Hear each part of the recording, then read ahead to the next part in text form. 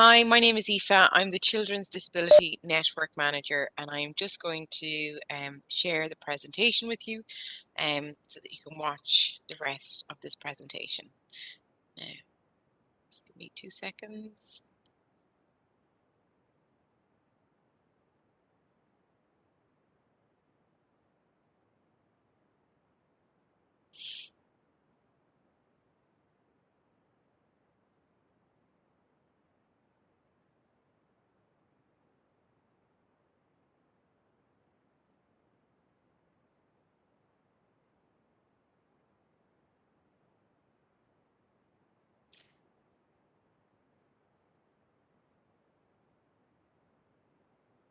Sorry, Shauna, can you see the presentation? Yep, I can see it. Okay, just one On the second. main I just want screen. to. Okay, is it moving? Yes. Fantastic, lovely. Thanks a million, Shauna. So we're the Children's Disability Network team here in Cashel, and we're based in Knocknaree, which is on St. Patrick's campus in Cashel. And the postcode down there as well. So we're on, this is a picture of the building here, and there is car parking in front of those large gates and inside in the courtyard to access the building. So just to give you an awareness as to where we are. And we are right across from Tesco. So as I said earlier, my name is Aoife Sweeney. I'm the Children's Disability Manager, and Knocknaree is based on the campus here in Cashel. It's a new refurbed building, and here are some of the photos of the therapy space. So this is our physiotherapy room. We also have a clinical room there as well. And this is, we have suspended equipment with the swing in there for sensory work, as well as tabletop activities. So this is me. I'm Aoife, the Children's Disability Network Manager, and I just want to introduce you to the rest of the team. So our speech and language therapists, we have Mary and Juliet, and we have a new speech to language therapist, Michelle, who just started on Monday.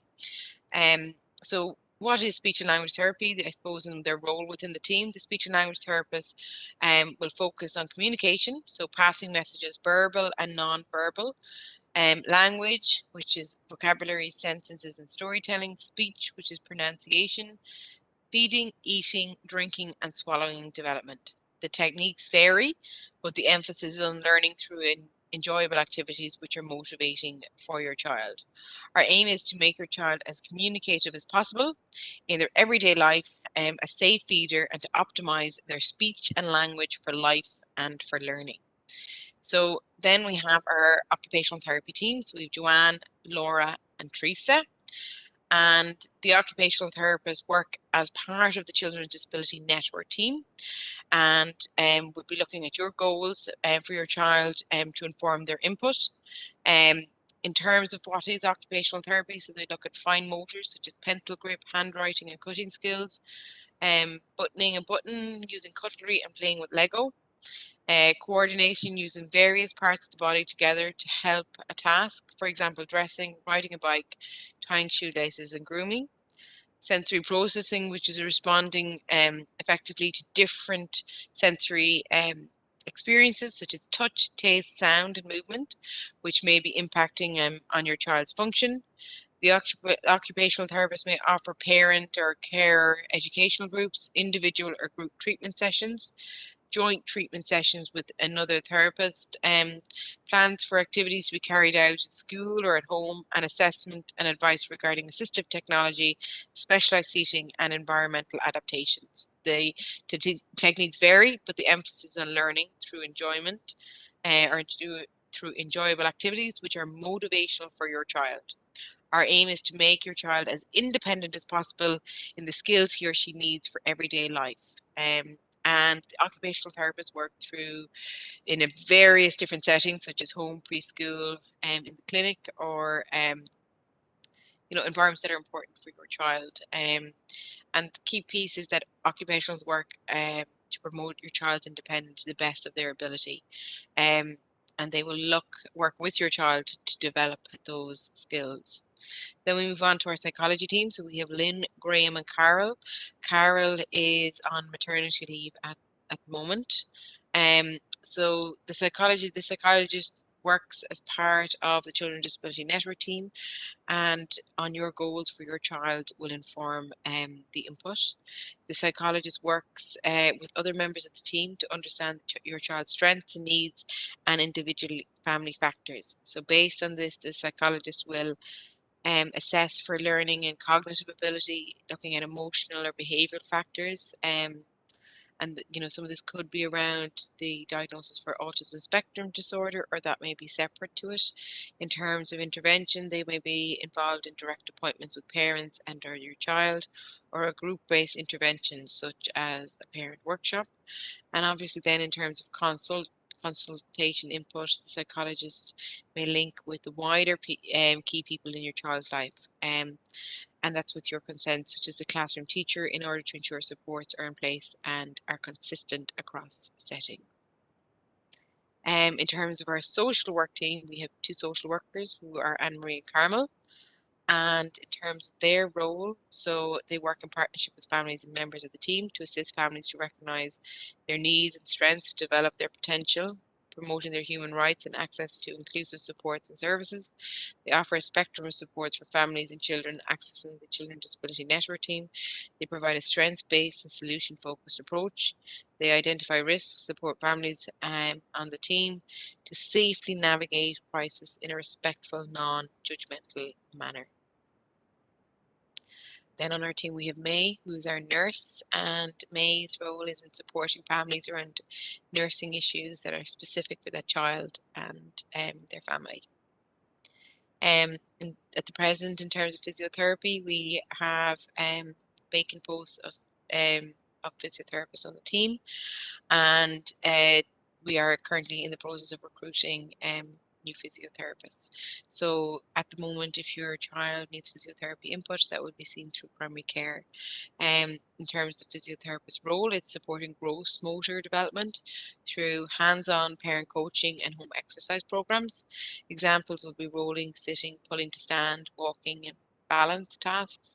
Looking at contracture management such as tone and toe walking, provision of equipment through the HSE, postural management such as postural clinics with the occupational therapist, seating, sleeping systems standards, the use of lycra garments to support 24-hour postural management. We would be looking at running orthotic clinics, and that would be run every 3 to 4 weeks with the physiotherapist and the orthotist. So I suppose one of the key things is, why are we presenting to you today? I suppose one of the key things is that we are the previous professionals who are now working as a team and not just as single disciplines. We're assigned to give services to children with complex needs. Everyone's pathway to this point has been very different, and it's important to acknowledge that. And we will be meeting with you to find out how we can support you.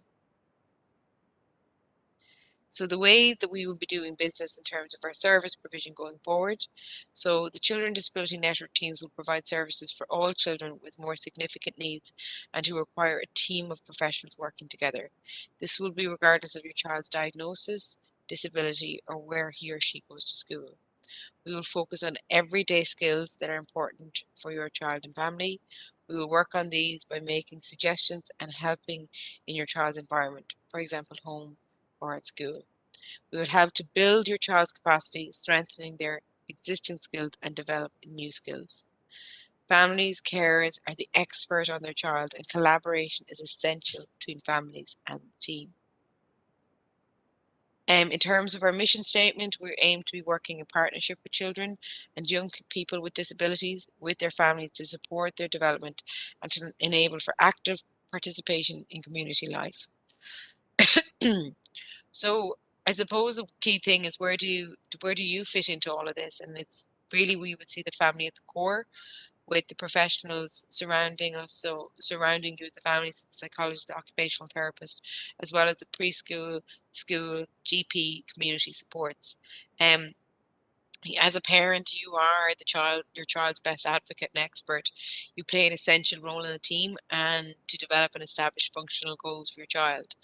Um, so at one time, it may be that one professional is involved with your child's needs, or it could be a number of them, and that can change over time, basically on your child's goals, and what's been addressed needing to be addressed at that time.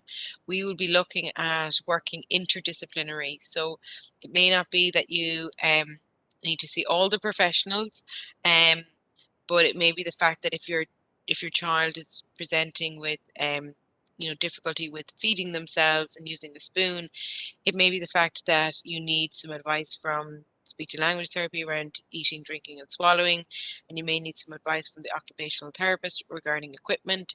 So they would work interdisciplinary to support you on that goal and facilitating it.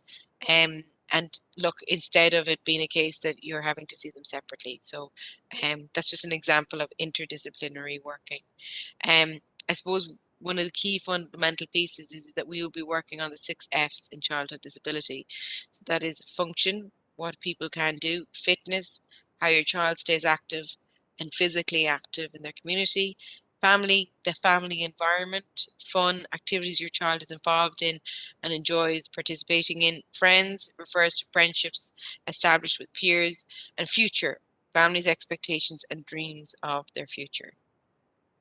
Um, so I suppose when we look at breaking it down, one of the key things is that the 1 or 2 hours a week that professionals spend may be able to spend in direct contact with children represents less than 3% of the working hours, and often what we have research has shown is the bulk of the child's learning occurs between home visits and or other sessions with professionals, not during them.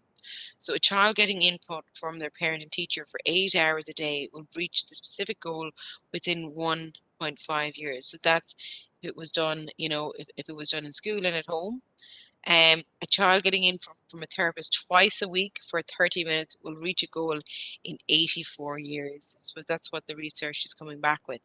So it's important to highlight that direct contact does not mean, just therapy sessions, but really what we're looking at is if we're looking at a goal for a child, as I said there, in terms of using the spoon, that it's not just used at home.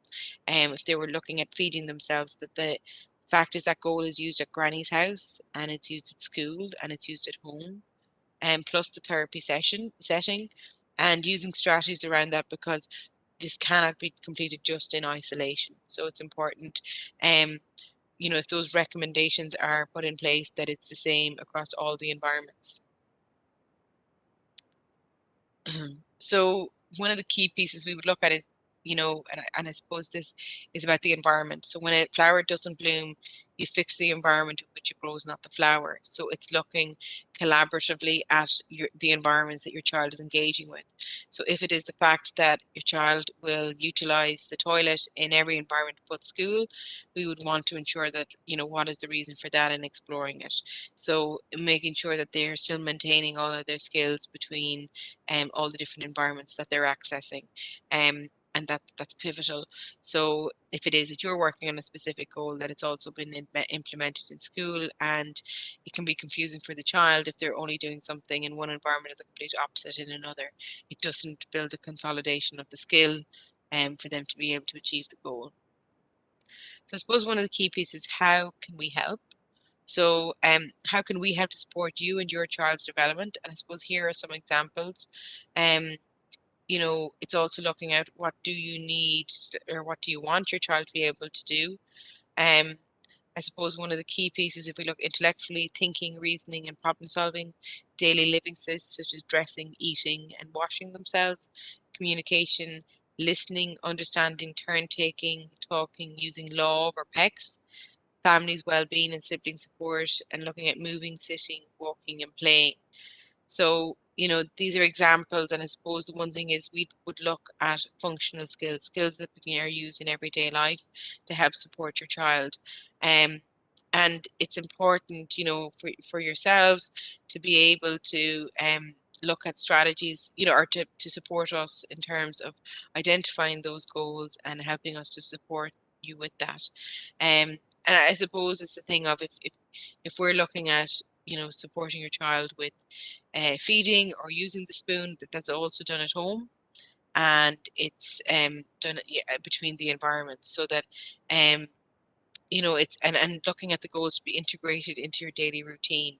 So it's really important that this is not seen as additional work, but it's just an additional strategy to implement. And once you've got it embedded into your routine, you can see your child becoming a lot more independent with it.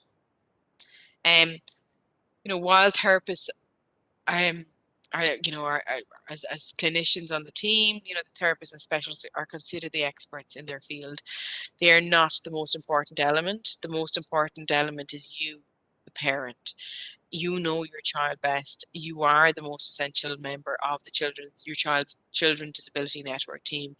And that is pivotal because at times you'll find that you are the detective. You're the one, sourcing that information as to why the goal isn't being achieved, what is being done, and how it is being managed. So what I would be saying is that it's really pivotal to have your buy-in with goals and being that detective to explore what's working, what's not working, and it will feed into us to enable us to support you further. So with transitioning to the service, what I would say is, we've all come through different ways to get to this point. So, and at this point, at the moment now, you would have been contacted by your key contact and they would have discussed your child's needs. So it is an evolving process and we're tailoring it to your child's needs. But we are very much welcoming your feedback. And at any point, if it is that you find something that's worked well or is not working well, please let us know. So how has the Children with Disability Network team differed to the service you previously had? So the team members from different disciplines will work together on your common goal to get the best outcomes for your child and your family. We are focusing on your child's needs, not the diagnosis. And we really are looking at your child's needs and their individual potential. Obviously, previously services looked around diagnostics and diagnosis, and that's not the way we're operating. It's what your child's needs are at that time and how can we provide services around that. A key contact, will be your main link to coordinate meetings. So it means that you don't have to contact lots of different professionals at one time. So the role of the key contact is the main contact for the family. They communicate issues that are relevant to the team members. They identify relevant workshops and groups. They coordinate the individual family service plan, ensuring that they occur, and will review dates and support families to prepare for the individual family support plan. They coordinate transitions, and I suppose the key contact can change at times. The individual family support plan. So this is based on our daily routines and functioning of the child. It's a form of assessment and review, and the goals identified are in partnership with the family, and the goals are prioritized by the family, and that guides intervention. So like that, if a family has identified a particular area, like they want their child to be independent with toileting or to require support around transitioning into secondary school, we would set goals around that and strategies for both clinicians to be help support your child with, but also in the home and school environment. So in terms of interventions, what interventions could it include? So we would look at the individual family support plan, which is a degree of an intervention because it's setting up goals and strategies, and parents will go away with information and ways of moving forward. It's parent training groups, it's home visits, school visits, specialist clinics, clinic visits, phone calls, groups for schools, assessment and equipment. And in terms of parent training, it could be, a group like Hannon with other parents, but it also could be on sleep or toileting. And I suppose groups for children, it could be setting up in terms of children who are fussy eaters. Um, in terms of clinical or preschool visits, that could be done regarding observations. We will be providing services both face to face, but also over Zoom if that's something that family are happy with. But ultimately, it's about your needs, and like that as well. Some families are happy to get input over the phone, so it really depends on your needs of the family. You may, I suppose, receive supports through general strategies, groups, school visits, home visits, advisory clinics or drop-in clinics, one-to-one sessions, activities to practice at home, and things to be focusing on your needs and goals. And ultimately, I suppose as a service, we are needs led, and I suppose this image speaks for itself in relation to where we are now as a service going forward.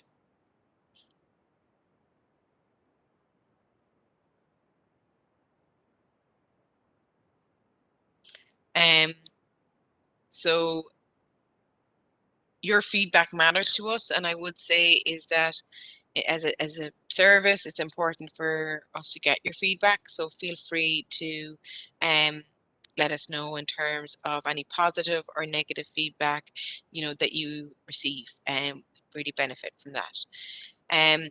So ultimately, that's the end of the presentation, and thank you very much for listening. And if you do have any questions, it's important to go back to your key contact in relation to that.